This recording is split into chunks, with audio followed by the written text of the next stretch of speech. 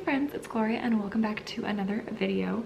Yes, I did cut my hair and it feels really nice. It feels so good to have a fresh chop. I'm gonna go a little bit blonder, I think. I feel like I'm in the unpopular opinion in the camp, but I love having short hair and it just feels so fresh. So yes, hi, and as if you could already tell by the title, today I'm gonna be talking about my January reading. I have some wonderful new books that I loved, but mostly some duds to talk about. And I also don't usually do this. I usually categorize by genre, but I'm gonna go from least favorite to favorite. I never do that in my wrap-ups, or I haven't in many years, but I'm gonna do that because I mean a lot of them were bad and I want to talk about my favorite ones at the top. I'm going to start with an anticipated release. I made this video 10 books that I want to read in 2025. This is the first one that I've crossed off the list. I got a NetGalley arc of it, so I read it on my Kindle. And I'm talking about Blackwood's Blue Sky by Ewan Ivey. She's an author most famously known for Snow Child, which I read 2 years back and really enjoyed. Very slow, atmospheric, cozy, wintry, cold, a bit of a magical realism spin in it, which I thought was really interesting. It was a fairy tale retelling. And I've since read her 2 other books, this one being her newest one. And she does always have a magical realism twist, but Snow Child was done well for me. The Bright Edge of the World was okay, and then this one I gave 2 stars. It was not like 1.75. It was weird, so weird, and it got stranger. This is definitely one of her strangest out of the bunch, and I will say for me it's a skip. Like I would tell people to skip it. I think unless you like disturbingly weird books, or you're obsessed with the Alaskan wilderness and you're willing to read a lot of that in order to not worry about the stuff that I don't think is that good in the book. So I would say her strength is for sure nature writing. Like you feel the Alaskan wilderness. This book is mainly set in the summer, so Alaskan summer, and you feel the wildlife, the nature, the trees, the rivers, every aspect of it. Like I feel that sense of atmosphere, and I think she writes that beautifully. She lives in Alaska, this author, so you could tell that she knows what she's writing about. Unfortunately, that's the only positive I got from this read. The characterization, the characters were awful. Just, I hated it. The romance was gross. And being in the perspective of a 6-year-old girl annoyed me. I don't like reading from children's characters. Like, it's okay if it's a children's book, but if it's an adult novel and you're supposed to be reading from a 6-year-old perspective and the language is like, mommy said to do this, and oh, I see the bug in the window, and it's like this childlike view of the world. For some reason, that's just like a pet peeve of mine to read in books. So that also brought it down. But you mainly follow a young mom who's 26 years old, who's a drug addict and making wrong decisions in her life, doing stupid things. She gets intrigued by this weird reclusive man who's kind of strange and talks weird. She decides to bring her daughter along, join him in a cabin in the woods. And this is not a spoiler, it's very early on revealed. He's half bear, so he like goes into the woods and puts on a bear suit and becomes a bear. And so it's like a Beauty and the Beast retelling, but not. It was weird. Like the magical part of it was so stupid to me. I was like, no, hated it. Then they have a romance, and then some awful things happen. Like I said, Alaskan wilderness, check. Everything else was a no. Character sucked, plot sucked, so disappointed. So I don't know what that leaves me with. I don't think that I would be picking more up from this author, even though I enjoyed Snow Child and highly recommend that book for a good wintry read. Her other 2 books just got weirder and weirder in terms of the magicalness of it, but I could be an unpopular opinion because I don't love to read super weird books. It's just not my go-to. But there's so many people out there that love a little weirdness, love a little weird magic. It's slightly disturbing, so I get that this could work for some readers. I'm just not one of them. So that was my unfortunate experience with this book. Next in my enjoyment, but not, because I also gave this book 2 stars, if that. I wanted to read this because I'm determined to make my way through all of my advanced listening copies and advanced reader copies that I've gotten from books the last few years. The Night We Lost Him by Laura Dave was a book I got on Libro FM, so I listened to the audiobook, narrated by Julia Whalen. Unpopular opinion, I don't love her as a narrator, but that's okay. She didn't really bring anything to the book of the story. I think the actual story sucked. Laura Dave, I really liked The Last Thing He Told Me. I thought it was a good, interesting family mystery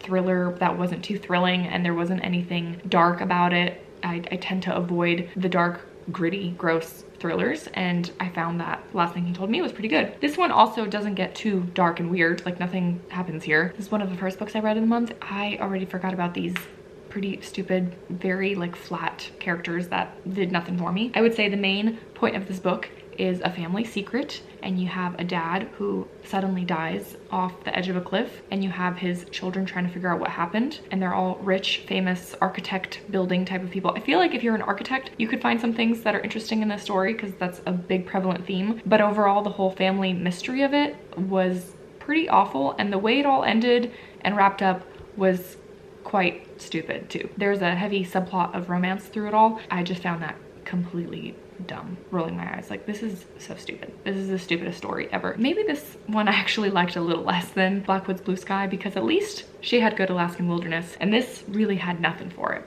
The setting, the characters, the plot, it was all a big fat meh. Another dud, definitely would not recommend. Next, this is in the 2-star, 2.25 star, a little bit more enjoyment, but I still had a problem with the characters, and that is Plain Truth by Jodi Picoult. I picked this up for Buzzwordathon because I wanted to pick a book with truth or lies in the title, and this is one I owned. I've read 1 or 2 Jodi Picoult's. She's a prolific author with a million books, and usually her books have some kind of moral dilemma in them from what I've heard and also have read. This one follows a young Amish girl that is accused of murdering her brand new infant child. The body's discovered. She claims that she was not pregnant and that she did not commit this crime. And then there is a lawyer that's trying to prove her innocence by living at the farm and kind of discovering all of the family secrets along the way. This was also so disappointing for me. I found this to be so frustrating. I was so annoyed with these characters. I was judging these characters hard. I thought everything was so stupid. And then the way it ended, when you find out all of the things, I was like,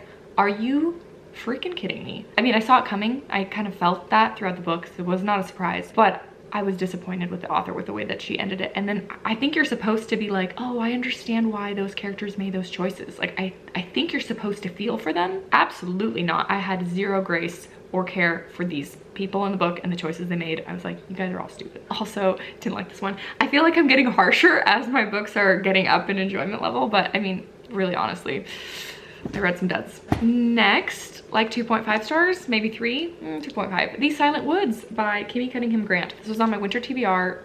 I'm sorry, so many of you loved this one. Absolutely love it. It's a short little read. I also did not like the characters. This is a father and daughter that live in the woods. He is a man suffering from PTSD from the war, and he made some poor choices, and him and his daughter now live in the woods hiding from human beings, and you get to slowly unravel what happened by him having, you know, flashbacks and revealing his memories. And there are certain circumstances happening where his daughter's asking questions and people are potentially finding them out. And it's not thrilling in any ways. This is definitely like a character novel. Mainly the dad. You just follow his story and the decisions he's made and his inner thought life of why he made certain choices. I wasn't compelled by that storyline. Ultimately, I was like, you made some dumb decisions and I don't necessarily agree with any of them or really have heart or feel for what you did. I don't know, I just had a hard time really caring. As I got through this book, I was just kind of along for it. The only thing that redeemed it in the end to make it a little bit more enjoyable than the previous ones I've mentioned was the ending. There was a tiny, like, couple page epilogue of the daughter's perspective as she grew up, and I feel like that just helped with the way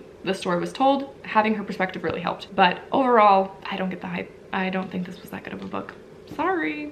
Should we get a little bit more positive? We're moving into the proper like 3-star territory. So I actually enjoyed my time with this one. I'll tell you that. There are things I didn't love, but I enjoyed my overall time and I have no regrets and actually would recommend it for a slow little read in winter. Also on my TBR, A Week in Winter by Maeve Binchy. This is supposedly compared to Rosamund Pilcher, think winter solstice. You have a few days in an Irish cottage with multiple perspectives, lots of different people coming together, and you happen to go along the ride to figuring out how they all got to this hotel on the coast of Ireland. Also nice scenic writing, interesting characters. I would just say there's a lot of them. Because this is a short book, you don't get the chunk of time that Pilcher's books have where you get to really deep dive with the characters. This one, you kind of get more of a surface level. This felt a lot more like interconnected short stories. Like every chapter was just a short little glimpse into a couple characters' lives, and then you jump ahead to a different person and they just happen to be in the same hotel. They weren't truly connected, which was a little bit of a bummer for me. So overall enjoyable. I think many people would gravitate towards enjoying this, but you just have to really love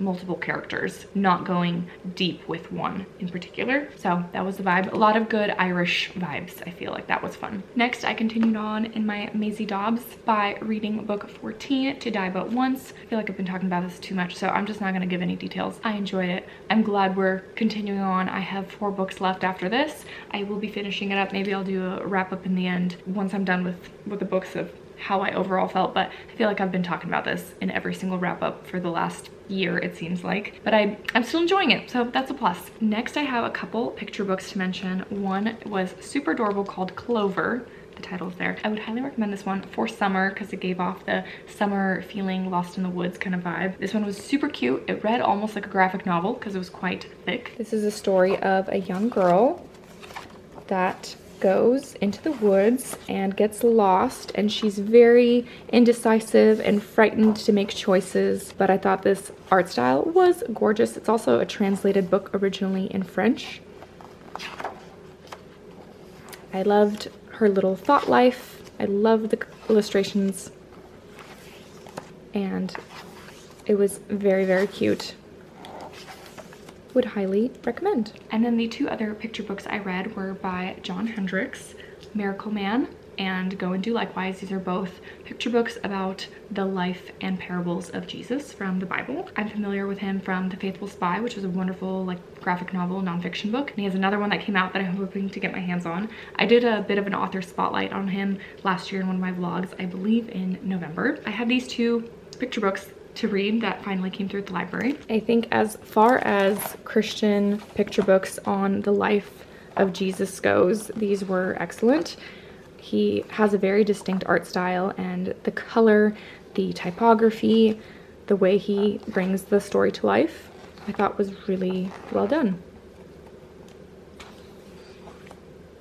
So definitely enjoyed both Miracle Man and then Go and Do Likewise. This one was all about the parables that he told, so it breaks down multiple parables that are in the Gospels. And I thought that they also do a really good job of bringing the story to life. So I think for those that, you know, are trying to teach their kids Bible stories, this is a wonderful companion kind of picture book to have along the way. Again, love the colors, love the art style. This is very much giving off the Bible Project. If you're familiar with those videos, I'll link them down below, but they break down the Bible and the Bible stories. I feel like he should go work for that nonprofit because he has a similar vibe. So before I talk about my favorite read of the month, I will mention another 5-star wonderful find that I will highly recommend. I think with middle grade March coming up soon, I really hope many people pick this up because I loved it. Wildflower Emily, a story about young Emily Dickinson by Lydia Corey. This is a middle grade nonfiction graphic novel about the life of Emily Dickinson, and it was so cute. I immediately gravitated towards this cover, just stumbled upon it while working at the library one day. I thought that this gave me such a wonderful introduction to who Emily Dickinson was, how she loved botany, how she loved nature. She had a dog companion, and it talked about how she got inspiration for her poetry. Look at this little bee page. That was so cute. It has a lot of direct quotes from her letters and journals, and this was just absolutely stunning. Like, loved every single second in this book. I thought it was so cute.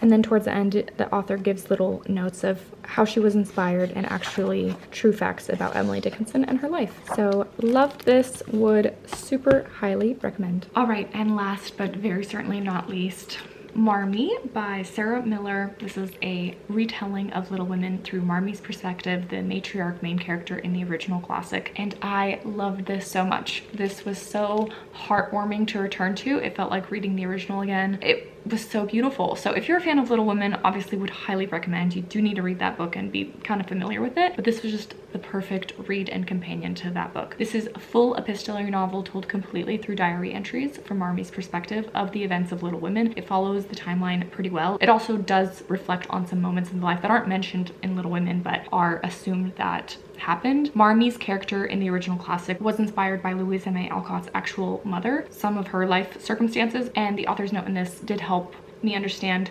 some inspiration that the author took to create certain aspects of this character, and also you get a better understanding of Marmee's husband and the girls' father in the book is kind of absent in the classic, but you get a bit of a glimpse of him here. And again, the author talks about why she was inspired to create certain things about both of their characters. I don't always love epistolary novels, but I love this one because you already have the foundational knowledge of the classic. Marmee in this book reminded me very, very strongly of Martha Ballard in The Frozen River. So all of you historical fiction fans that loved The Frozen River by Ariel Lawhon, which I did too, Martha Ballard, aspects of her character are so present in Marmee in this book. If you loved Frozen River and if you love Little Women, stop everything you're reading and pick this up and read it because I think you'll love it too. She's just a very strong motherly figure who knows herself really well, who's very self-aware, who treats people with kindness and love. She's also very fierce and standing up for women's rights and the abolition movement and just good conditions, living and working conditions for all human beings. She's just such a strong, wonderful character, and of course an amazing mother. I just loved every second of this book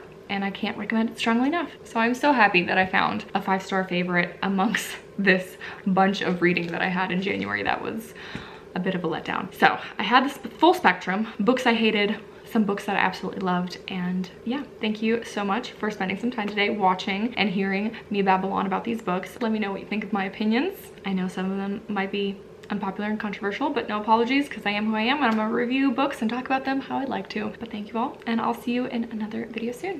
Bye.